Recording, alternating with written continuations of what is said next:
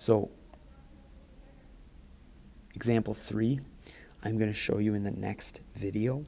I just want you to get a little bit of practice with the multiplying first, and then we're going to use some more operations with matrices. So I'm going to do examples 3 and 4 in the next video. So right here would be a good chance to just start some of the practice and maybe work through some of it, get comfortable with the multiplying, and then I'll show you this in the next video. Okay, so this next example, example 3, we're going to be given 3 matrices, and we're going to have to do more than one operation at a time. So in part A, this is showing a plus b in parentheses. What I would do is I would just find a plus b right off the bat and then multiply it by c. So kind of like order of operations, me taking care of the parentheses first. So just above it, I'm going to write a plus b to let me know that I'm finding a plus b. So in a plus b, 4 plus 1 is 5, negative 3 plus 7 is 4, negative 1 plus negative 4 is negative 5, 2 plus negative 2 is 0. So I'll write that just a little bit better so you guys can actually read it. So that was negative 5. Okay? So that was a plus b. And I'm multiplying it by c. So actually I've got to make c a little bit bigger. C is 3 columns. So it's 3, negative 5, negative 2, 1, 0, and 6. So maybe I could have given you guys a little more room for this. I'm sorry for that. But the idea is that we're multiplying this, a 2 by 2, by a 2 by 3. So our result of this is going to be a 2 by 3. Okay? Because we have a 2 by 2 times a 2 by 3. So the way we get that result is the first and last dimension. Okay? So for us to do this, we're going to have to show some multiplication here, and I'm going to try and use some colors to help you with that. I'll do my best. But for the first element in our resulting matrix here, it's going to be 5 times 3 plus 5 times 3 plus 4 times 1. So that's 15 plus 4, which is 19. Okay?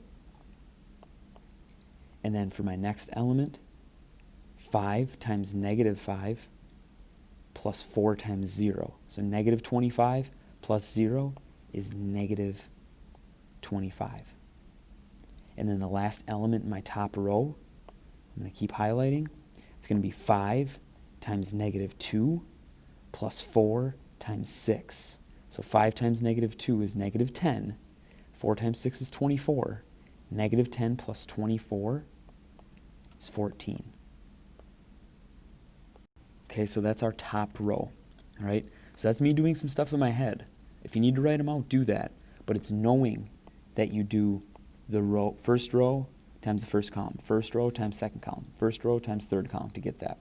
So now to get the bottom row, I'm going to use green to show the bottom row. So the bottom row is the second row times the first column. So negative 5 times 3 is negative 15, and then 0 times 1 is 0, so that next piece is negative, that next element is negative 15. Okay? And then for our next element in the bottom, I would take negative 5 times negative 5 plus 0 times 0. So that would be 25 plus 0, which is just 25. Okay? It's just 25. And then our last element, I'm going to take negative 5 times negative 2 and 0 times 6 and add them together. So that's 10 plus 0, which is just 10. Okay? So you got to know multiplying rows by columns. All right? So actually what I'd like you to do next is I would like you to try, and I'm really sorry I didn't give you enough room. I should have given you more room for this. But AC plus BC, okay? So what I'm going to do, I'm going to give you a chance to work through it, and I'm going to show you AC and BC, and I'm going to show the final step of adding them together. So I'm going to do AC and BC first, and then I'll show you how to add them together. But do this like guided practice. Try to work through it like guided practice, where you pause the video and wait for me to work through it.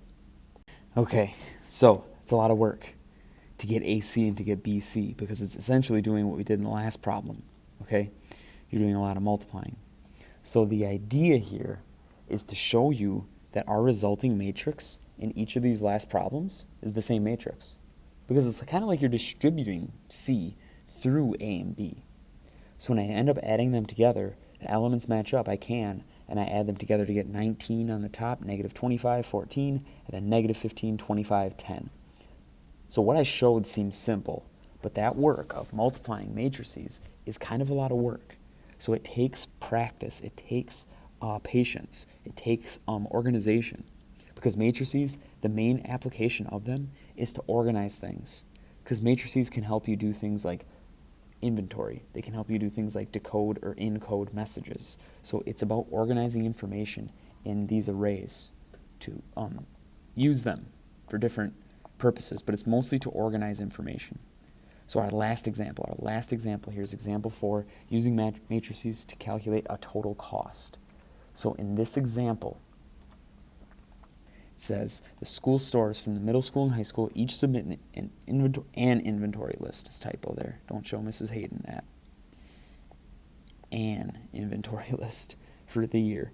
Each sweatshirt costs $15. Each t-shirt costs $9. Each pennant costs $5. We're going to use matrix multiplication to find the total cost of the inventory for each store. So this is the way to organize this information. So I'm going to write the matrices, and then I'm going to find it by multiplying the two matrices. So the first matrix I'm going to write, and hopefully this helps kind of organize it in your brains, but I'm going to draw a 2 by 3 matrix, where this is, the top row is the middle school store, and the bottom row is the high school store, okay? And then in my columns, that's going to be my inventory. So the first column, I'm just going to put SS for sweatshirt, TS for t-shirt, and then P for pennant. So this is how I'm going to show my inventory for each one. So the middle school, it just kind of follows this information we're given right here. For the middle school, I've got 61 sweatshirts, 63 t-shirts, and 74 pennants. For the high school, 58 sweatshirts, 71 t-shirts, and 92 pennants. Okay? And then I'm going to make a matrix for the cost of each item. So that is going to be a 3 by 1 matrix. Okay? So that means 3 rows, 1 column. So the column is going to represent the cost of each item, and each row is going to represent each item. So the cost of a sweatshirt, cost of a t-shirt, cost of a pennant. So a sweatshirt is $15, a t-shirt is $9, a pennant is $5. Okay? And the idea is when I multiply this, to find the total inventory, the inventory cost of sweatshirts for the middle school, I would do 61 times 15. But I'm going to add these all together to get the total costs. So to write this as a multiplication, I'm going to rewrite my first matrix, my inventory matrix. And then 58, 71, 92. And then 15, 9, and 5. So to show this, I'm going to do 2 separate matrices here. Well, I'm going to do one that shows the work first. So my first row is going to be my middle school. So 61 times 15 plus 63 times 9 plus 74 times 5. Okay, that's the middle school's total cost of their inventory. For the high school, 58 times 15 plus 71 times 9 plus 92 times 5.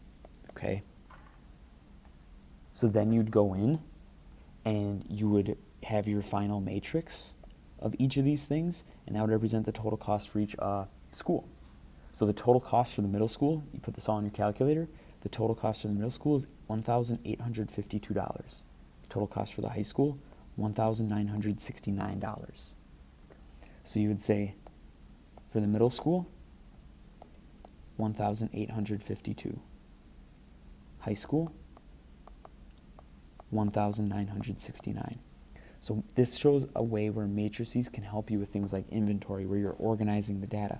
Could you do this math? Just work it out? Yes. But it's just a way of organizing it. That's what I want you to think of it as, a way of organizing lots of numbers. Okay? The hard part is writing the matrix. So that part is the thing that I helped you set up with. I'm going to give you a problem like this, similar to this, in the practice. So I think you're ready to move on to the practice. So take your time, ask questions if you're not sure.